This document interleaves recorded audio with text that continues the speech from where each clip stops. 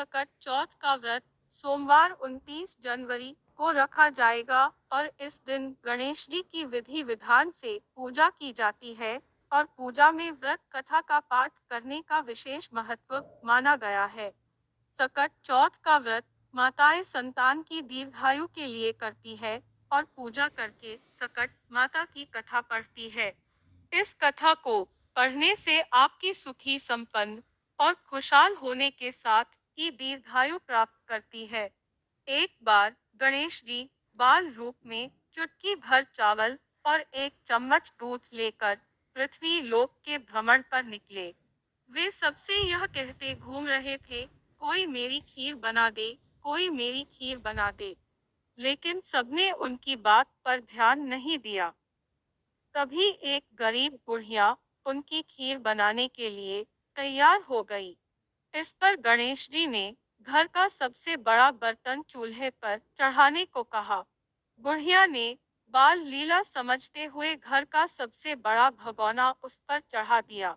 एक बार गणेश जी बाल रूप में चुटकी भर चावल और एक चम्मच दूध लेकर पृथ्वी लोक के भ्रमण पर निकले। वे सबसे यह कहते घूम रहे थे, कोई मेरी खीर बना दे, कोई मेरी खीर बना दे। लेकिन सबने उनकी बात पर ध्यान नहीं दिया।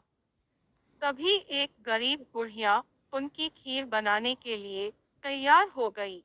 इस पर गणेश जी ने घर का सबसे बड़ा बर्तन चूल्हे पर चढ़ाने को कहा। बुढ़िया ने बाल लीला समझते हुए घर का सबसे बड़ा भगोना उस पर चढ़ा दिया। तभी गणेश जी वहां पहुंच गए और बोले कि मैंने तो खीर पहले ही खा ली। तब बुढ़िया ने पूछा कि कब खाई, तो वे बोले कि जब तेरी बहू ने खाई तभी मेरा पेट भर गया। बुढ़िया ने इस पर माफी मांगी।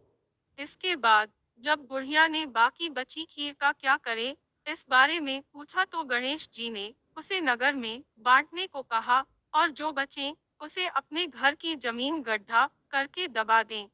अगले दिन जब बुढ़िया उठी तो उसे अपनी झोपड़ी महल में बदली हुई और खीर के बर्तन सोने जवाहरातों से भरे मिले। गणेश जी की कृपा से बुढ़िया का घर धन दौलत से भर गया। हे गणेश जी, भगवान जैसे बुढ़िया को सुखी किया,